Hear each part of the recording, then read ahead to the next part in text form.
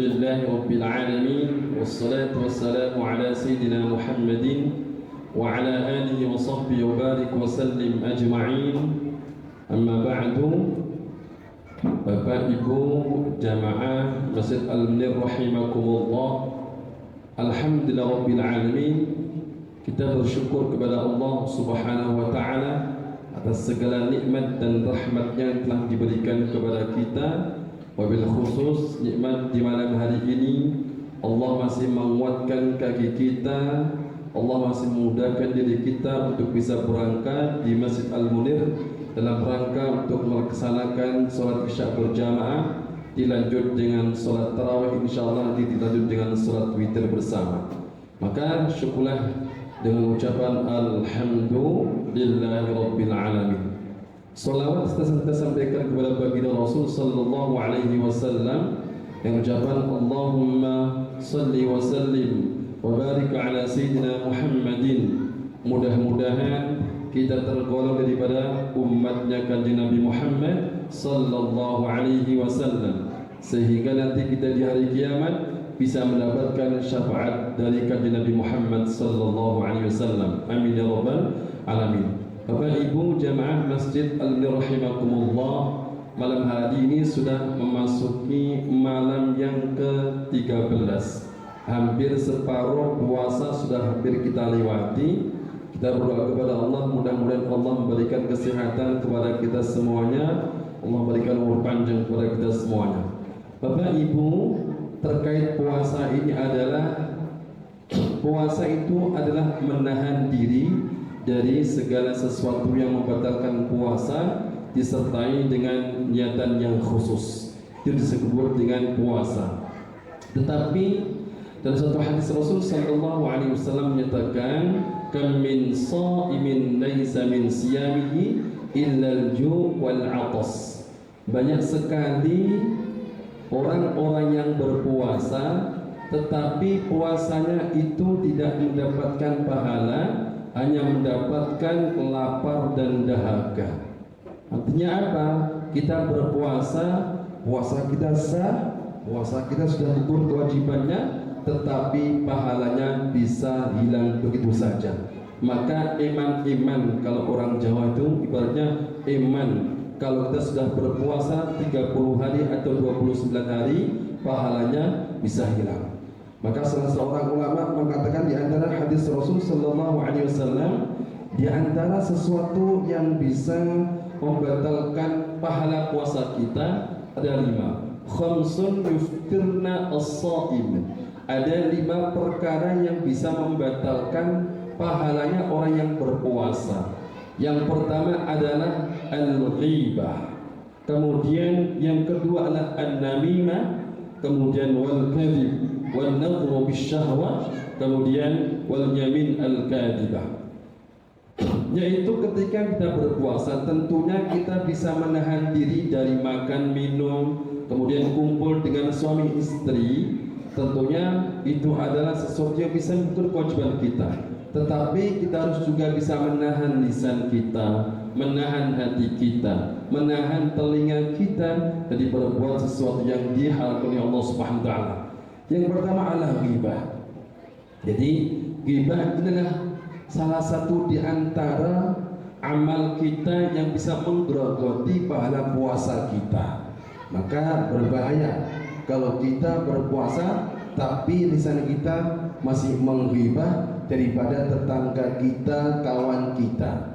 Apa sih sebenarnya ghibah itu? Sebagaimana hadis Rasul sallallahu alaihi wasallam, atadruna mal ghibah? Sahabat ditanya, wahai sahabatku, tahukah kalian apa sih ghibah itu? Qalu Allah wa Rasul a'lam. Maka jawaban sahabat adalah Allah dan Rasulnya saja, wahai Rasul yang tahu. Maka Rasul menjawab, qala dzikruka akhaka bima yakrahu. Yaitu ghibah itu adalah engkau menuturkan kawanmu sesuatu yang ia ketika mendengarkan ia tidak menyukai. Contoh, ia galak, ia cerewet, kakek pola dan lain sebagainya. Itu termasuk sesuatu ketika orang yang kita omongin itu tidak suka.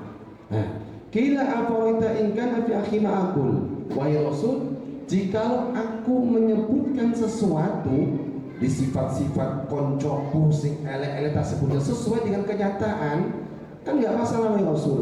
Kata Rasul, justru itulah yang disebut dengan riba, ketika engkau ngomongin kawanmu dengan sesuatu yang jelek-jelek, yang mana ketika ia mendengar ia tidak suka, itu riba. Jikalau engkau ngomongin temanmu dengan sesuatu yang tidak sesuai dengan kenyataannya, maka engkau termasuk orang yang memfitnahnya, maka sama-sama berbahaya.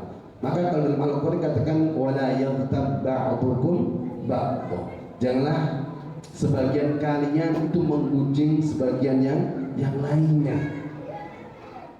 Ayuhibbu ahadukum an ya'kula lahma akhihi maitan fakarihtum, apakah di antara kalian senang kalau makan dagingnya temannya dalam keadaan sudah menjadi bangkai? Fakarihtum, tentunya kalian tidak suka. Ini yang pertama. Kemudian yang kedua yang bisa merusak pahala puasa kita adalah an-namimah. Apa arti an-namimah? An-namimah naqlu kalamin nas ba'dhum ila ba'd ala jihadil ifsadi bainahum, yaitu memindahkan suatu omongan dari sebagian kepada sebagian yang lain. Tujuannya apa? Merusak hubungan di antara mereka. Contoh, ada si A ya kepingin merusak hubungannya si B, maka hubungan si B sama C sebenarnya baik, tetapi karena diprovokasi, karena diadu domba, si A mengatakan kepada si B bahwasanya si C itu sama kamu begini, sehingga si B merasa tidak suka. Kemudian si A berangkat ke si C, dikatakan bahwasanya si B itu sama kamu orangnya begini, sehingga yang asalnya baik maka ini tidak menjadi baik. Gara-gara apa? Gara-gara provokasi daripada si A. Maka diantaranya, yuk kita jaga lisan kita, jangan sampai kita memprovokasi orang untuk memecah belah. Maka diantara dosa ketika Rasul Shallallahu Alaihi Wasallam menancapkan daripada gagangnya kurma, pelepahnya kurma yang dipotong menjadi dua, di antara dosa ahli kubur yang paling banyak apa? Yaitu salah satunya adalah mereka yang suka mengadu domba. Maka lewat puasa ini yuk kita berlomba-lomba untuk bisa menahan lisan kita dari memprovokasi orang lain. Kemudian berikutnya adalah kadzib, yaitu berbohong. Berbohong ini termasuk di antara amalan yang bisa menggerogoti daripada pahala puasa kita. Kalau kita ditanya orang mau kemana Pak? Mau ke pasar. Ternyata kita jawabnya mau ke warung. Sama ini. Jadi ketika jawabannya dijawab tapi tidak sesuai kenyataan, maka disebut dengan bohong. Adapun juga ulama mengatakan ketika kita janjikan ke anak kita, nah nanti kalau kamu bisa mengaji begini, nanti tak kasih begini. Ternyata sudah mengaji gak dikasih, maka juga termasuk bohong. Maka bohong termasuk salah satu di antara daripada sifat-sifat orang munafik. Ayatul munafiqi thalathun, itu termasuk tanda-tanda orang munafik ada 3. Yang pertama, idza hadatsa kadzaba, ketika ia berbicara ia berdusta, ya, itu yang pertama. Wa idza wa'ada akhlafa, ketika ia berjanji selalu ia tidak menepati janjinya. Wa idza tumina akhana, dan ketika ia dikasih amanah ia selalu berkhianat. Ini diantaranya. Kemudian berikutnya adalah yang bisa merusak daripada pahala puasa kita adalah an-nadhrah bisyahwah. Itu kita melihat sesuatu dengan syahwat. Tentunya kalau laki-laki melihat perempuan cantik, ketika hanya sekali lihat itu rezeki. Tetapi ketika diteruskan iman, mosok kok ini kalau ketemu, maka dipandang, pandangannya syahwat. sehingga membayangkan sesuatu yang tidak harus dibayangkan. Maka ketika kita memandang sesuatu yang diharamkan oleh Allah dengan syahwat, maka bisa menjadikan pahala puasa kita gugur atau terkurangi. Terakhir adalah yang bisa menggugurkan pahala puasa adalah sumpah dengan bohong.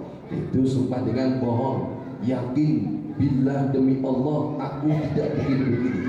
Maka sumpah bohong ini pun juga termasuk di antara amalan-amalan yang bisa menggerogoti pahalanya puasa. Bapak Ibu yang dirahmati Allah Subhanahu wa taala, itu di antara 5 perkara yang bisa menggugurkan pahala dosa kita. Iman kita sudah berpuasa dimulai terbitnya fajar sampai tenggelamnya matahari, hanya dapatnya apa? Lapar dan dahaga. Na'udzubillah min dzalik. Mudah-mudahan kita tergolong orang-orang yang bisa menjaga lisan kita, bisa menjaga mata kita, bisa menjaga telinga kita dari hal-hal yang Allah haramkan, sehingga kita bisa masih mendapatkan daripada pahalanya orang yang berpuasa secara sempurna. Amin ya rabbal alamin. Demikian yang saya sampaikan, mudah-mudahan bermanfaat. Akhirul kalam, assalamualaikum warahmatullahi wabarakatuh.